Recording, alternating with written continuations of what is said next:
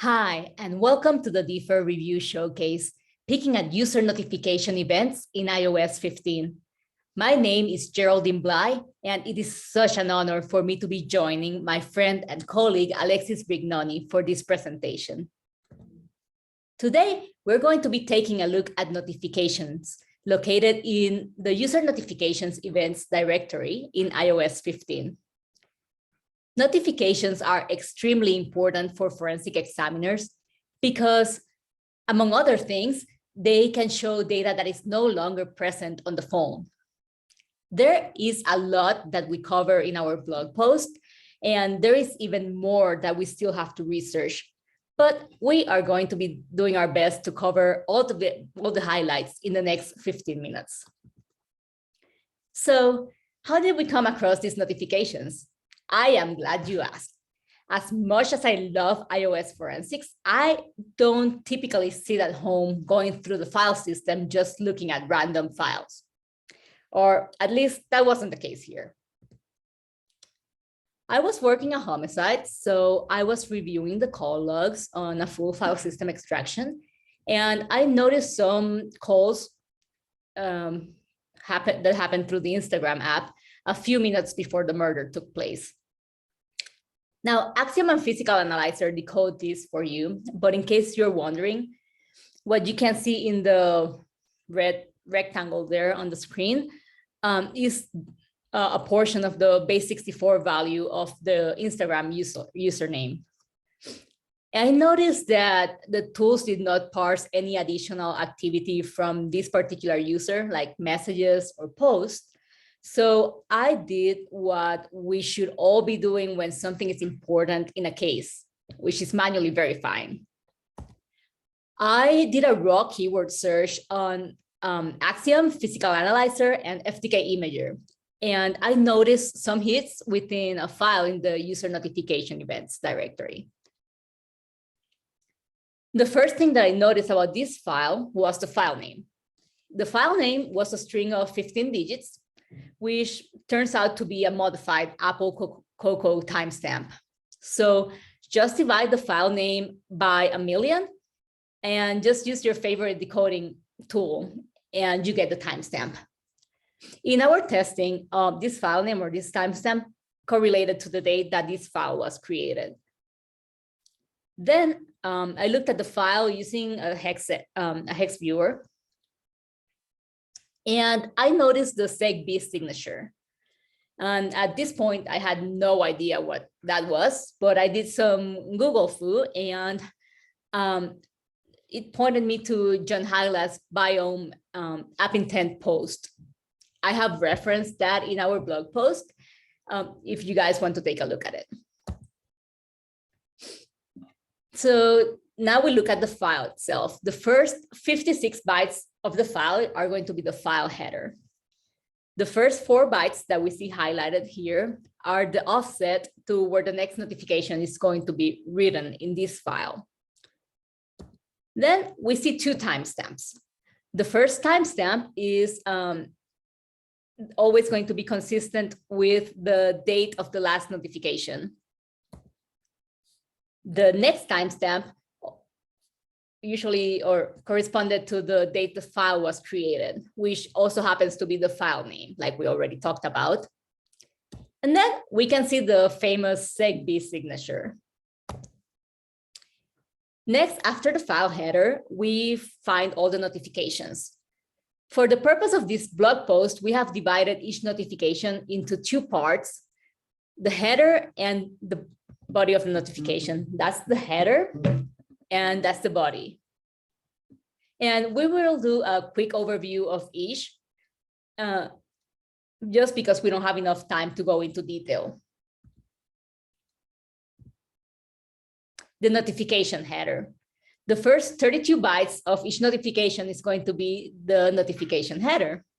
In the header, you can find several things, such as the record size, what appears to be the allocation status according to our research. So 1 is going to be allocated, and then 2 timestamps, which we talk more about them in our post. Next, we have the notification itself, or the notification body. Now, these vary a lot depending on the type of notification and the app that generated it. They have different fields. I compare it to like an NTFS MFT attributes in our blog post. Not that it's the same, but just it reminds me of that. So here we can see an example of a direct message sent using an Instagram app. On the left side of the screen, we have the how we see it in a hex editor. And then on the right side of the screen, it's just a picture I recreated. I did on our test phone just for it to be easier to understand. So we can see things such as the user that sent the message. In this case, again, it doesn't match the hex view with the picture because I created this with my test phone. Then the message, or the actual body of the notification. In this case, they said Happy Easter. And then the bundle ID of the application that generated the notification. And after days of staring at hex, I thought, this is great, but nobody has the time to manually parse hundreds of notifications every time that they get a case. I pretty much looked just like the screen. I was like cross-eyed. So what did I do? Well, I did what I naturally do every time that I'm stuck something. I reached out to Alexis Brignoni, and he came to the rescue like he always does. He listened to all my crazy ideas and decided to come up with an iLEAPP artifact to help me parse the notifications. But we still had a problem. We still had another hurdle that we needed to get over. The attribute length for some of the really lengthy fields in the notifications did not quite fit the algorithm that we had designed. And we go into greater detail in our blog post. But after days of looking at this and trying to come up with and trying every insane idea that we could come up with, we decided to just publish the post. And that way it accomplished two things. We shared with the community what we had so they could start using it. And also we were hoping maybe somebody would have an idea of what type of data we were dealing with. And it worked. It literally within minutes of us posting this, our blog post, we received a LinkedIn comment from Alex Caitness suggesting that we were dealing with variants. And if you are not familiar with variants, we don't have time to go into detail in this presentation, but we go into greater details in our blog post. And just before Briggs jumps in on this presentation, I just wanted to say that the biggest lesson that we have in this presentation, even though notifications, don't get me wrong, notifications are awesome, but our biggest lesson is the importance of collaboration and working together as a community. Thank you.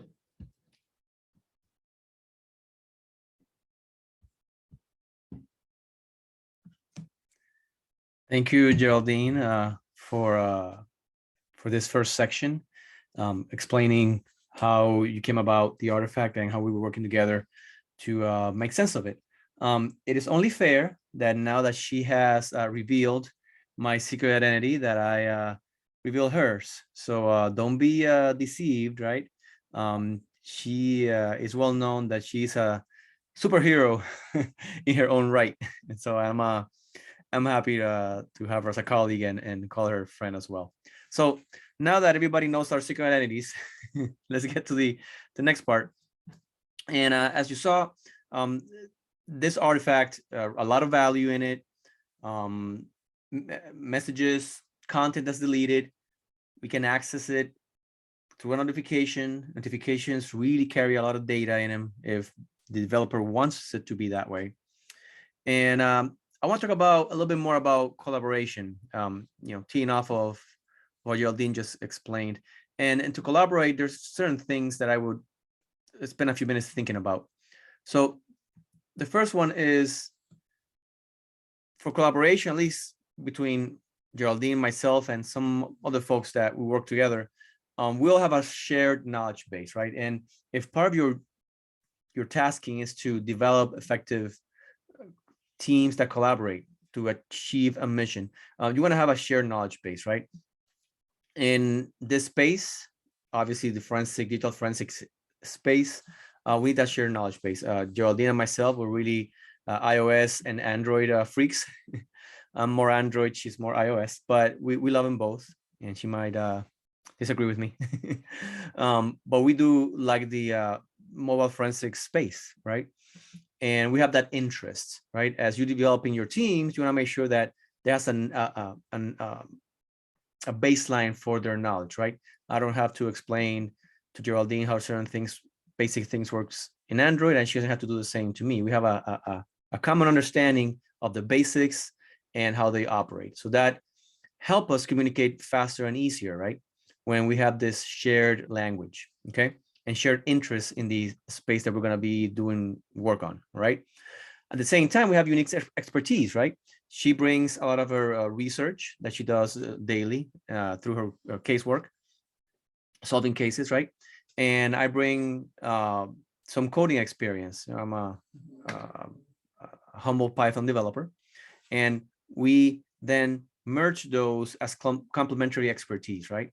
She brings her research and we work together as I'm also doing the code. And that leads to other avenues of research that she goes, and then together we look into it. Then she might give me some pseudocode that I can work on. And it kind of becomes this virtuous cycle where our expertise is complementary, and build your teams that way, right?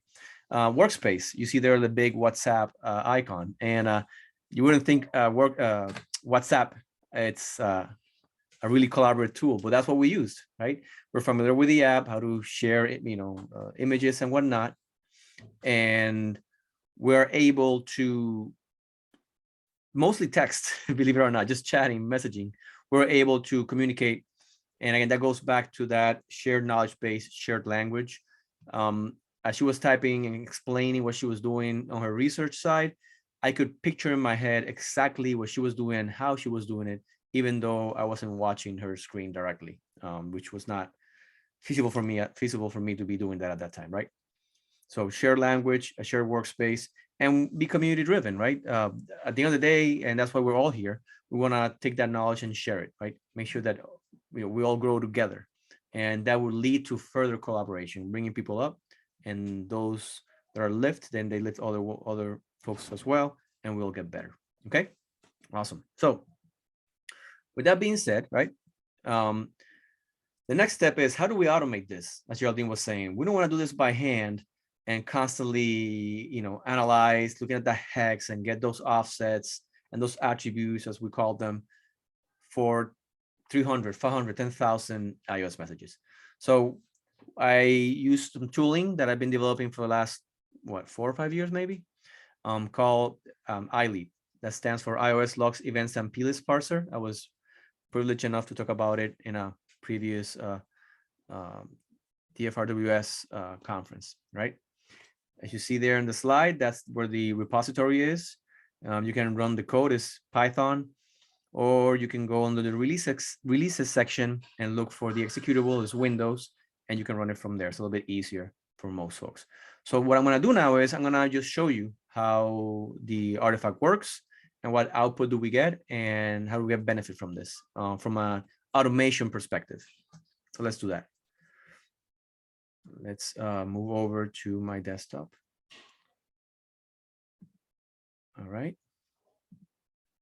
And let's close this PowerPoint. All right.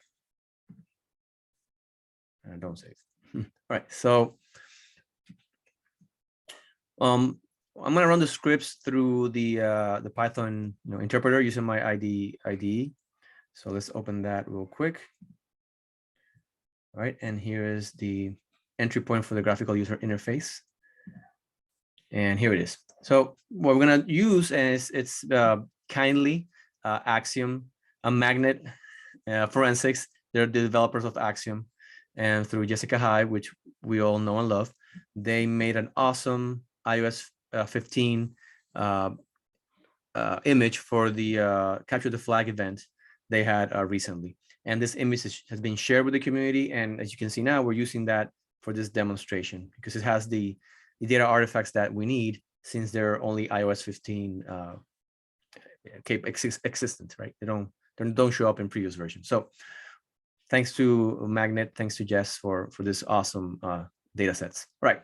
So let's look for a file for extraction, right? Let's look at here at the Magnet one. We're gonna look for the full files full. This is a iOS 15 full file system. I'm gonna put the report here on the desktop just for easy access.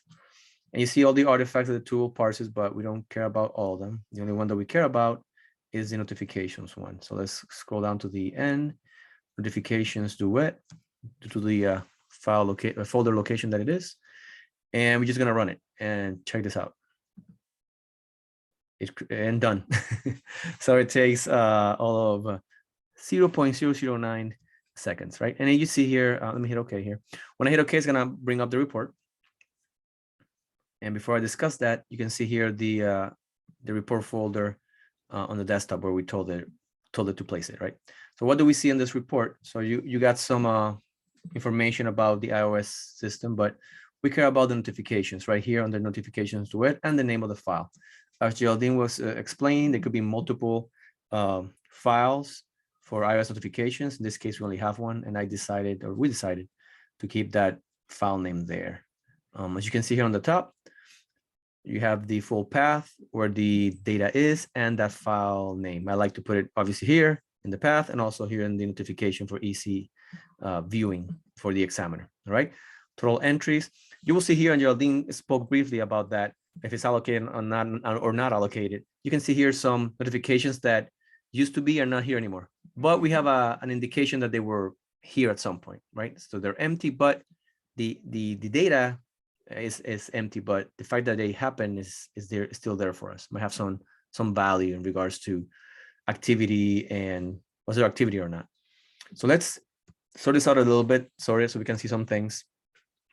You'll see here some of the data from notifications. The main part, for example, you can hear the body of what it's saying, the bundle ID, as Geraldine demonstrated with Instagram. In this case, this is Twitter, Discord chats, right? If it has optional text, depending on what it is, might have interesting stuff in there. And optional GUIDs or Apple IDs if they're existing in that notification. You can see here the title of what the thing is about and the subtitle here, right? Let's look at this one. This is obviously an Apple kind of ad through Gmail. It's not too late to find the perfect day and then get 12-hour delivery, right? So again, this is all test data. So you see a lot of, things that are really simple. But again, this illustrates the point of you getting actual content. If it's like a message, what the person wrote and who wrote it will show up there, as Geraldine demonstrated in the previous example. All right. Now, let's open the report folder, and you see there is some directories. I want to draw your attention to the TSV export tab separated values. And if we take that, it's the same data you saw in the HTML, but now you can import it into the Digital Forensic Examiner favorite, most advanced, most used, most cutting edge tool, which is a spreadsheet editor. Excel, or in my case, I'm a big open source fan. I'm gonna use LibreOffice, right? So I'm just gonna take the file here, just move it over. And like we mentioned, it's tab separated. So tab separated, there we go. We hit OK, and there it is, right? You got the empty ones on the top, but then you can go through these and slice it and dice it any way you want with your spreadsheet editor or spreadsheet program, all right? Furthermore, the report folder will have the HTMLs you saw, but we'll have here under the temp folder, I should call it like, I should change that name. It's not really temp. You'll see here the full path of where the files were located in the extraction, which is really, really good, because then if you need to do further analysis, you don't have to go to the extraction and fumble around figuring out where the data is. It's just right there. You can just grab this file and do further analysis, validate the work that we did, etc. So with that being said, we appreciate listening to us. I believe this was, thanks to Geraldine for bringing me in. I believe this was really worthwhile effort for her case and for the community. And I encourage everybody to reach out and share and collaborate and, help each other grow better, to be better and better. Thank you so much for myself and Geraldine, and have a nice day.